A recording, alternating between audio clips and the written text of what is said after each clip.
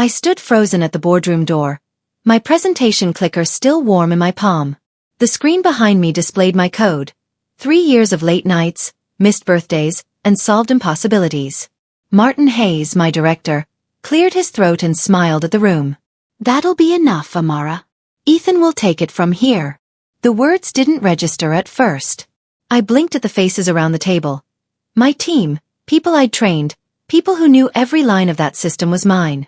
Ethan Hayes, Martin's nephew, stood from his chair with a grin that made my stomach turn. "Thanks for the warm-up, Amara," he said, taking the clicker from my hand. Applause rippled through the room. Actual applause. My fingers went numb.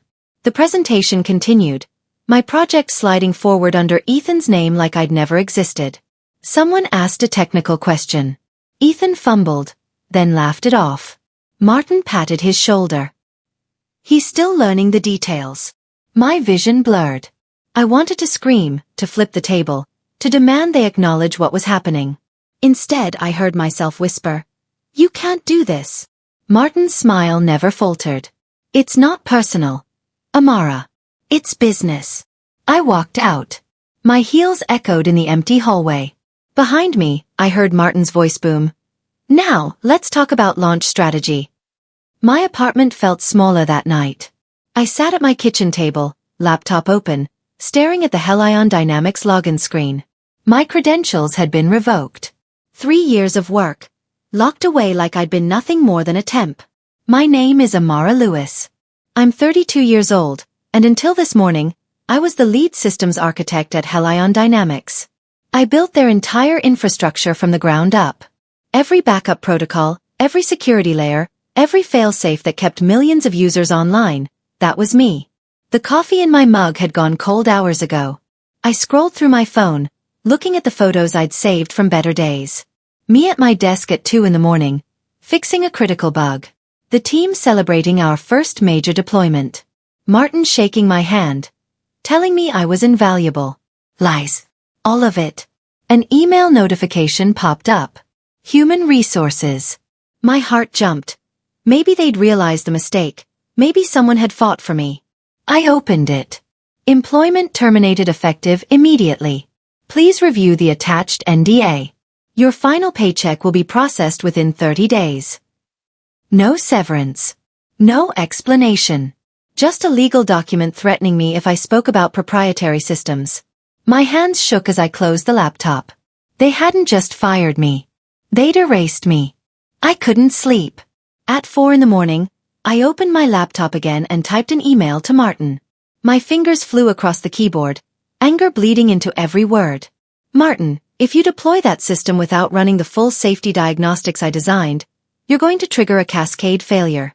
The redundancy protocols aren't active in Ethan's version. I noticed during the presentation. Please, for the sake of the company and the users, delay the launch." I hit send before I could second-guess myself. His response came 6 minutes later. "Amara, we appreciate your concern, but we have a team of capable engineers. Ethan has reviewed everything thoroughly. Enjoy your time off." Enjoy your time off. Like I was on vacation. Like I hadn't just lost everything. I slammed the laptop shut and walked to my window.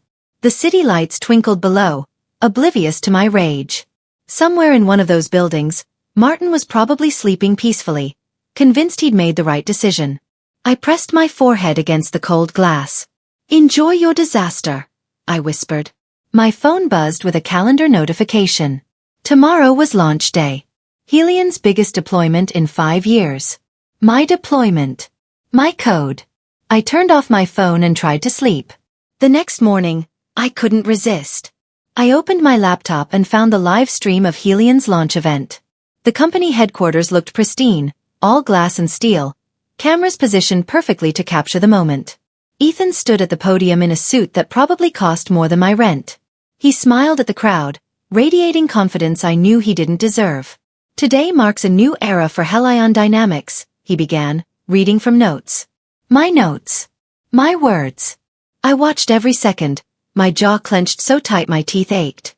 He stumbled over technical terms, made jokes that fell flat, and twice he glanced off stage where Martin stood giving him encouraging nods. Then came the demonstration. My heart pounded as Ethan pulled up the system interface. I leaned closer to the screen, watching his mouse movements. He was skipping steps. Critical steps. No, I muttered. Don't bypass the verification sequence. But he did. He clicked right through it, rushing to get to the flashy parts that would impress the investors. My phone buzzed. Unknown number. Helion's area code.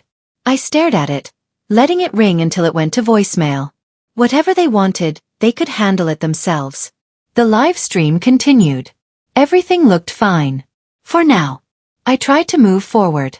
I updated my resume, scrubbed my LinkedIn profile, and started applying to jobs. My inbox filled with automated rejections within hours. Not the right fit. Position filled. We've decided to pursue other candidates. I recognized the pattern. Someone had blacklisted me. I knew exactly who. 3 days after the launch, Helion's system was still running. Part of me felt foolish for sending that warning email. Maybe Ethan had been more thorough than I'd given him credit for. Maybe I was just bitter. Then, on day 4, my phone exploded with news alerts. Helion Dynamics experiencing service disruptions. Thousands of users report system crashes. Helion stock drops 15% in morning trading. I opened my laptop with shaking hands and pulled up the company's status page. Red error messages filled the screen. Server timeouts. Database connection failures. Exactly what I'd predicted. The cascade failure had begun. My phone rang again. Same unknown number. This time I answered. Hello. Static, then Martin's voice, strained and desperate. Amara, we need to talk. I hung up. My hands trembled as I set the phone down. 3 years of my life. Dismissed in a boardroom. Now they wanted me back? I poured myself coffee and watched the news coverage. Somewhere in that glass building, they were panicking. Good. The headlines grew worse by the hour. Helion systems completely unresponsive. Company scrambles to address massive outage. Millions of users affected worldwide. I sat in my apartment, torn between vindication and dread. I'd warned them. I'd literally told them this would happen. But watching it unfold felt different than I'd imagined. My phone wouldn't stop ringing. Martin called 7 times. Then Ethan. Then numbers I didn't recognize. Probably other Helion executives, working their way down whatever list they'd compiled. I ignored every call. On social media, users were furious. Helion's official account posted empty apologies. We're working diligently to resolve the issue. Thank you for your patience. Someone leaked that a new system deployment had preceded the crash. The comments turned vicious. Who approved this disaster? Heads need to roll. This is what happens when companies prioritize profit over quality. I knew I should feel satisfied, but a knot formed in my stomach. Real people were being affected. Small businesses that relied on Helion's platform. Students who'd stored important work. Healthcare providers who used their systems. This wasn't just about Martin and Ethan anymore. My phone buzzed. A text from Martin. Please. People are suffering. Whatever happened between us, they don't deserve this. I stared at those words for a long time. Martin called again at midnight. I was still awake, watching news coverage, and this time I answered. Amara, thank God. His voice cracked with exhaustion. We need you. It's catastrophic. We can't locate the source of the failure. Behind him, I heard chaos. Shouting voices. Alarm sounds. The panic I'd predicted. You didn't need me 3 weeks ago, I said, keeping my voice steady. I made a mistake. I know that now. Please, we have engineers working around the clock, but nobody understands the system like you do. We're losing everything. You already lost me. Amara, I'm begging you. Name your price. Anything you want. Just help us stop this. I closed my eyes, thinking of all those users. All those people whose lives were disrupted because of Martin's ego and Ethan's incompetence. I'll think about it, I said and hung up. My reflection stared back at me from the darkened window. I looked tired. Older. The satisfaction I'd expected to feel wasn't there. Instead I felt hollow. I opened my laptop and started tracing the news reports, trying to piece together exactly what had failed. Even locked out of their systems, I could see the pattern. Ethan had bypassed my verification protocols to speed up the launch. Without those safeguards, corrupted data had spread through the network like poison. The backup system should have caught it, but those required manual activation, something I'd planned to implement after launch. They deployed too early. Just like I'd warned. I could fix this. The question was, should I? By morning, the situation had deteriorated beyond repair. Helion's entire client base was offline. Financial analysts estimated losses in the millions. Shareholders demanded emergency meetings. The company's reputation was in freefall. I watched Ethan's panicked interview on the morning news. He looked like he hadn't slept, his expensive suit wrinkled, his words stumbling over each other.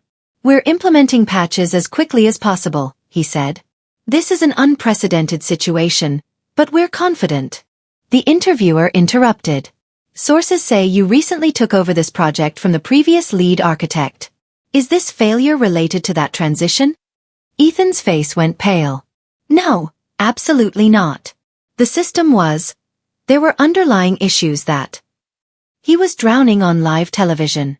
Then came the bombshell. A tech news site published an article titled, "Helion Crash May Stem from Internal Sabotage." My blood ran cold as I read it. Sources within Helion Dynamics suggest the catastrophic system failure may have been caused by malicious code planted by a recently terminated employee. The company is cooperating with investigators to determine if sabotage played a role in the disaster. They were setting me up. My phone exploded with calls from reporters. Someone had leaked my name. Within an hour, a journalist was camped outside my apartment building.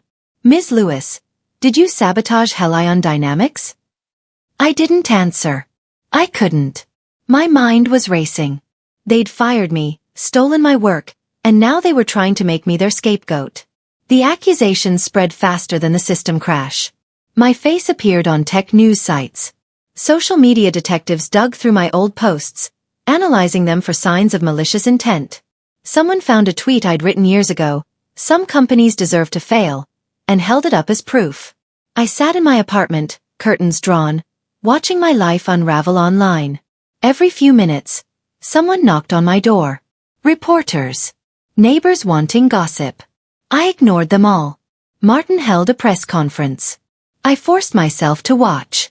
"We're investigating all possibilities," he said, his face a mask of concern, including the potential that this was an intentional act by someone with intimate knowledge of our systems. He never said my name. He didn't have to. Everyone knew who he meant. My phone buzzed. A text from an unknown number. "They're setting you up. Meet me. Coffee shop on 5th Street. Tomorrow, 8 a.m. Come alone." I stared at the message, my paranoia screaming that this was another trap. But what choice did I have? My career was destroyed. My reputation was in ruins. If someone had information that could clear me, I had to listen. That night, I barely slept. Every sound made me jump, convinced someone was coming to arrest me. I researched lawyers, calculated how much money I had left, and wondered how I'd ended up here. At 7:30 the next morning, I left my apartment through the back entrance and walked to 5th Street. The coffee shop was nearly empty. I spotted her immediately, a young woman in a Helion badge, nervously stirring her coffee. She looked up as I approached, recognition flashing across her face. "Amara Lewis?" she whispered. I nodded and sat down across from her. "My name is Lena Park. I'm a junior engineer at Helion. I worked under you before they replaced you. Why did you want to meet?" Lena glanced around, then slid a small USB drive across the table. "They're lying about everything. Ethan didn't just take over your project. He actively sabotaged it. He bypassed your safety protocols because Martin told him they'd slow down the launch timeline." My heart pounded. "You have proof. It's all on here. Emails, chat logs, audio recordings from meetings. Martin explicitly instructed Ethan to ignore your warnings. After the crash started, they panicked and decided to blame you instead of admitting their mistakes." I picked up the drive, my hands shaking. "Why are you doing this?" Lena's eyes filled with tears. "Because it's wrong. You taught me everything I know about systems architecture. You stayed late to help me debug my first major project. You made me believe I could succeed in this industry. She paused. And because they're going to destroy you if someone doesn't tell the truth. This could cost you your job. I know. She stood, gathering her bag. But some things are more important than a paycheck. She left before I could thank her properly. I sat alone, clutching the USB drive, feeling the weight of what she'd given me. Evidence. Finally, I had evidence. I spent the entire day reviewing the files Lena had given me. Every document was more damning than the last. Email from Martin to Ethan. Skip the redundancy checks. We need to launch on schedule. Amara always over-engineered everything anyway. Chat log between Martin and the VP of Operations. If this blows up, we'll say the previous architect left time bombs in the code. Legal is drafting the narrative now. Audio recording of a board meeting. We need someone to take the fall. Amara's already gone. She can't defend herself. They'd planned this. Before the crash even happened, they'd prepared to destroy me. My hands clenched into fists as I listened to Martin's voice, so casual about ruining my life. These people had no conscience. No integrity. They'd built their careers on the backs of people like me, then discarded us when we became inconvenient. I had two choices. I could release everything immediately, clear my name, and watch them burn. Or I could be strategic. Make them come to me. Make them beg. I copied the files to 3 separate locations. Cloud storage, an encrypted email to myself, and a second USB drive hidden in my apartment. Then I drafted an email to every member of Helion's board of directors. But I didn't send it. Not yet. Instead, I sent a single text to Martin. I have evidence that clears me. Meet me tomorrow to discuss terms. His response came within seconds. Name the time and place. I smiled. For the first time in weeks, I felt like I was back in control. Tomorrow, we'd see who really held the power. Before our meeting, I did something risky. I sent a carefully edited portion of the recordings to a tech journalist I'd worked with years ago. Not enough to tell the full story, but enough to raise questions. The article went live the next morning. New evidence suggests Helion crash wasn't sabotage. The story included snippets of Martin's emails, showing he'd pressured engineers to skip safety protocols. Within an hour, it was trending on every tech news site. Helion's stock plummeted another 20%. The company's official Twitter account went silent. Reporters camped outside their headquarters, demanding answers. I watched it unfold from my apartment, feeling a grim satisfaction. They'd wanted to paint me as a villain. Now the world was seeing who the real villains were.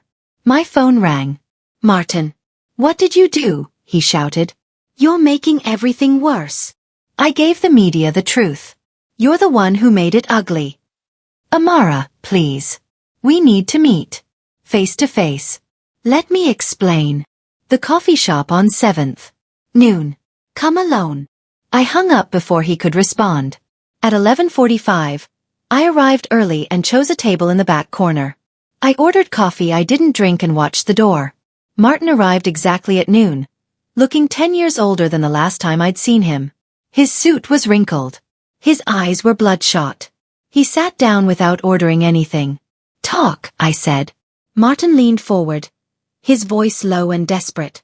Amara, I need you to stop leaking information to the press. You're destroying the company. You destroyed the company when you prioritized your nephew over competence. I made a mistake. I admit that. But hundreds of people work at Helion. Good people who had nothing to do with this. They'll lose their jobs if the company goes under. I'd thought about those people. I'd thought about them a lot. What are you offering? I asked. Come back. Fix the system. We'll pay you whatever you want. Triple your old salary. Stock options. A public apology. Anything. You think money fixes this? Then what do you want? I pulled out a piece of paper and slid it across the table. These are my terms. Full restoration of my position as lead systems architect. A written admission that I was wrongfully terminated. Public credit for my work on all systems I designed. And Martin. I met his eyes. You resign. His face went white. You can't be serious. I'm completely serious. You created this disaster. You blamed me for it. Now you want me to clean up your mess while you keep your position? That's not how this works. The board will never agree to this. Then the company collapses. Your choice. We stared at each other across the table. I could see him calculating, trying to find another way out. There wasn't one. Finally, he pulled out his phone. I need to make some calls. You have 24 hours, I said, standing. After that, I release everything to the press. I walked out, leaving him sitting alone with my terms. The next day, I received a call from Evelyn Grant, Helion's CEO. I'd met her twice during my time at the company. Both times she'd seemed sharp but distant. Ms. Lewis, I'd like to meet with you this afternoon. 2:00 my office. I'll be there, I said. I dressed carefully. Professional but not desperate. I needed to look like someone who didn't need them, even though my bank account was running dangerously low. Helion's headquarters felt strange to enter as a visitor. Security made me sign in and wear a guest badge. People I used to work with passed me in the hallways, their eyes darting away uncomfortably. Evelyn's office was on the top floor, all windows and minimalist furniture. She stood as I entered, extending her hand. Thank you for coming. We sat across from each other, and she got straight to the point. I've reviewed your terms. Martin has offered his resignation, effective immediately. The board has approved your reinstatement with the conditions you specified. We need you to start today. I blinked, surprised by how quickly they'd capitulated. That was fast. We're losing $3 million a day. Fast is our only option. She paused. But I need to know, can you actually fix this? Yes. How long? If I have full access and authority, 72 hours to stabilize. 2 weeks for complete restoration. She nodded slowly. You'll have whatever you need. But Amara, I need to be clear about something. This company is on the edge of collapse. If you can't deliver, there won't be anything left to save. I understand. Then welcome back. I walked into the control room and every conversation stopped. 20 engineers stared at me like I was a ghost. Ethan stood near the main console, his face pale. Everyone out except essential personnel, I said calmly. People hesitated, looking at Ethan. She has full authority from the CEO, announced a senior manager I didn't recognize. Listen to her. The room cleared until only 5 engineers remained. The ones I knew actually understood the systems. Ethan lingered near the door. Amara, I just want to say. Leave. But I can help. You've done enough. Get out. He fled. I turned to the remaining team and pulled up the system diagnostics on the main screen. Okay, I said. Let's see what you've broken. The next 6 hours blurred together. I traced error logs, mapped data corruption patterns, and identified exactly where Ethan's shortcuts had caused the cascade failure. It was worse than I'd thought. Corrupted data had spread through backup systems, meaning even rolling back to previous versions wouldn't work. We needed to rebuild from the foundation. Around midnight, one of the engineers, a quiet woman named Yuki, brought me coffee. I'm sorry we didn't speak up when Martin replaced you, she said softly. We should have fought harder. I took the coffee gratefully. You're here now. That's what matters. By 3 a.m, we'd isolated the corrupted sectors and begun restoration protocols. The system was still down, but for the first time in days, we had a path forward. On day 2, the pressure intensified. News outlets reported on my return with headlines like, "Disgraced engineer returns to fix her own system," and "Helen bets everything on former employee." Some commenters called it justice. Others said I should have let the company burn. I ignored all of it and focused on the work. My team expanded to 12 people. Engineers who'd worked under me before, people I trusted. We operated in shifts, no one sleeping more than 4 hours. Martin's resignation went public that afternoon. The statement was brief. I accept full responsibility for the recent failures at Helion Dynamics. It's time for new leadership. I felt nothing reading it. No satisfaction, no vindication. Just exhaustion. By day 3, we'd restored 40% of the system. Users started coming back online. Social media filled with relieved posts, "Finally!" and "Thank you, Helion team." Evelyn visited the control room at 7 p.m. The board wants an update. We're ahead of schedule, I told her. Full restoration by tomorrow night. She smiled, the first genuine smile I'd seen from any executive. You're saving us. You know that, right? I'm fixing what should never have broken. Still, we're grateful. After she left, Yuki approached me. I found something weird in the crash logs. She pulled up a series of commands that had been executed right before the system failed. They weren't part of Ethan's deployment. Someone triggered this manually, Yuki said. These commands were entered from an admin account. My stomach dropped.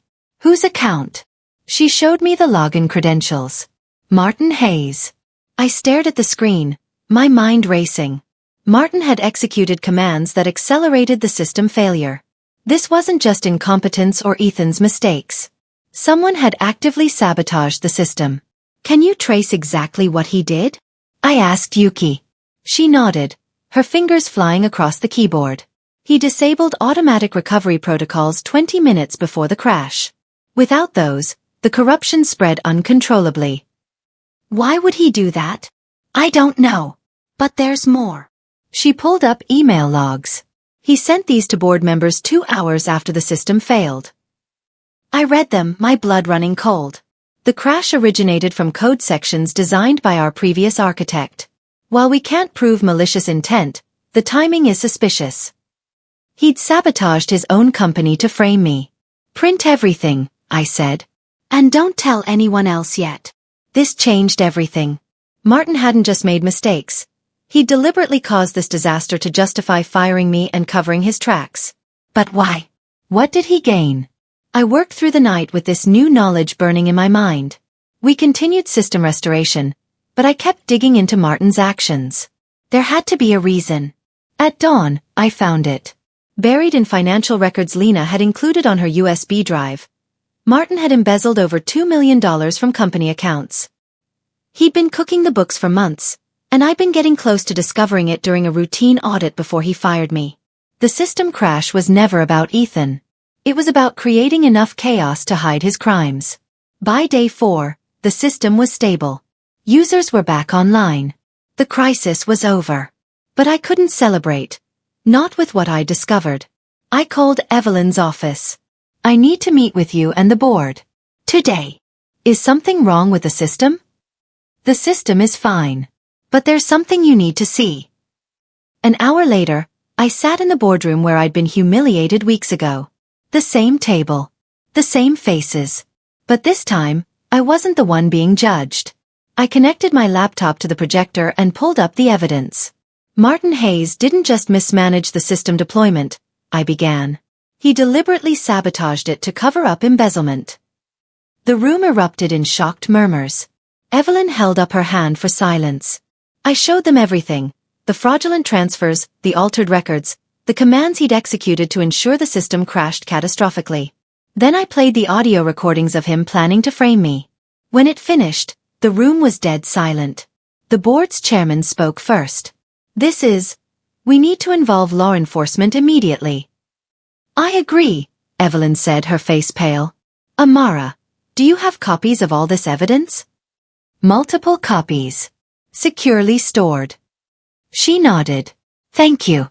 You've done more than save our system. You've exposed corruption that could have destroyed this company. She paused. What do you want from us? I'd thought about this question for days. I want the truth made public. Not just about the technical failure, but about why it happened. Your employees and users deserve to know. That will damage the company's reputation significantly. Your reputation is already damaged. The truth is the only way to rebuild trust. Helion Dynamics issued a statement that afternoon. It was brutal and honest. Something rare in corporate America. We discovered that our former director, Martin Hayes, engaged in financial fraud and deliberately sabotaged our systems to conceal his crimes. We have terminated his employment and are cooperating with law enforcement. We apologize to our users and to Amara Lewis, who was wrongfully terminated and falsely accused. She has been reinstated as our chief systems architect. The response was immediate. Some praised the company's transparency. Others demanded to know how such corruption had gone unnoticed. Lawsuits were filed. Investigations were launched. Martin was arrested that evening. I watched the news coverage from my apartment, feeling oddly empty. I'd won. Completely. But victory felt different than I'd imagined. The next day, I returned to Helion, this time to my new office, with my new title on the door. The team I'd trained greeted me with applause. Yuki brought flowers. Someone had ordered a cake that said, "Welcome back." It felt good. But it also felt strange, like I'd fought so hard to return to something that was already different than I remembered. Evelyn pulled me aside after the celebration. "I know this has been difficult. If you need time to process everything." "I need to work," I said. "That's how I process." She smiled. "Then let's talk about the future." Over the next week, I rebuilt my team with people I trusted. We implemented new security protocols. We redesigned systems with better safeguards. Slowly, Helion began to recover. But I couldn't shake the feeling that something was still wrong. A month after my return, I was reviewing system logs when I noticed something strange. Someone had accessed archived financial records from Martin's department. Records that should have been frozen during the investigation. I traced the access back to an executive account. Evelyn Grant. My heart sank. I pulled up more logs, going back months, and found a pattern. Evelyn had accessed those same records repeatedly before Martin's arrest. She'd known about the embezzlement. I sat back in my chair, the pieces falling into place. Evelyn had known Martin was stealing. She'd probably sanctioned it, or at least allowed it to continue. When I got too close to discovering it during my audit, they'd removed me. The system crash had been an accident. Ethan's incompetence combined with Martin's sabotage. But the cover-up? That went all the way to the top. I spent the next 3 days gathering evidence. Evelyn had been clever, but she'd left traces. Encrypted emails that referenced the arrangement with Martin. Budget approvals that made no sense unless you knew about the fraud. Board meeting minutes where she'd shut down financial audits. The CEO herself was corrupt. I sat in my office at midnight, staring at the evidence. If I exposed this, it would destroy Helion completely. The company would never survive losing both its former director and its CEO to criminal charges. Hundreds of innocent people would lose their jobs. But staying silent meant letting corruption continue. It meant becoming complicit. I thought about Lena, who'd risked everything to give me the truth. About Yuki and the other engineers who trusted me to lead with integrity. There was only one choice. 6 months later, I stood on a conference stage in front of 500 people. The Tech Industry Summit had invited me to give a keynote speech about ethical leadership. Me, the woman who'd been labeled a saboteur and nearly destroyed. The irony wasn't lost on me. I looked out at the audience. Young engineers, startup founders, corporate executives, all waiting to hear what I had to say. 3 years ago, I was fired from a job I loved. My work was stolen. My reputation was destroyed. I was blamed for a disaster I'd tried to prevent. I paused. The people who did this to me thought they'd won. They thought power and position made them untouchable. Heads nodded throughout the audience. But here's what they didn't understand. You don't need revenge when the truth itself becomes the weapon. You don't need to destroy people who've wronged you. Their own choices will do that for them. Your job is to survive with your integrity intact and build something better. I told them about Helion's collapse. About Martin's arrest and Evelyn's downfall. About how the company that had seemed invincible had crumbled because it was built on corruption. Lumacore exists because I refused to compromise my values even when it cost me everything. We're successful because we chose to do things right instead of doing things fast. And we're growing because people are hungry for companies they can trust. The applause started before I finished. Standing ovation. People I'd never met standing to acknowledge that integrity mattered. After the speech, dozens of people approached me. Some sharing their own stories of workplace betrayal, others asking how to build ethical companies in an industry that often rewarded shortcuts. I stayed for hours, talking to each person, offering what wisdom I'd earned through pain. That evening, I returned to my hotel room and found an email from an unexpected source. The subject line read, "I'm sorry." It was from Michael Chen. No, wait, I caught myself. From James Wilson, one of the engineers who'd stood silent when Martin fired me. He'd left Helion before the collapse and had been following Lumacor's success. "I should have spoken up for you," he wrote. "I was afraid of losing my job, and that fear made me complicit in something wrong. Watching what you've built since then has taught me that staying silent is more costly than speaking up. Thank you for that lesson." I wrote back, "Thank you for saying that. It means more than you know." I closed my laptop and walked to the hotel window. The city stretched out below, thousands of lights representing thousands of lives. Some of those people were facing their own betrayals right now. Their own Martin Hayes figures. Their own moments of crisis. I hoped they'd find the strength to stand up for themselves. I hoped they'd understand that temporary defeat wasn't permanent failure. Most of all, I hoped they'd learn what I'd learned, that your reputation isn't what other people say about you, it's what you prove through your actions. Martin Hayes had tried to destroy me.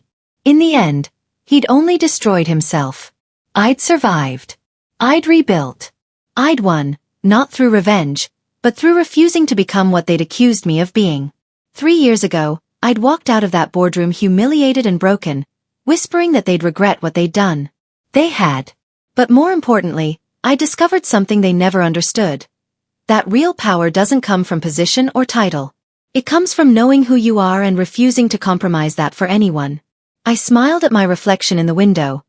Older, wiser, stronger. Tomorrow, Lumacor would start 3 new projects. Next week, we'd interview candidates for expansion. Next month, we'd celebrate another successful quarter. But tonight, I'd simply stand here and appreciate how far I'd come. From a woman fired and framed, to a founder and leader. From victim to victor. Not through revenge, but through resilience. That was the real victory.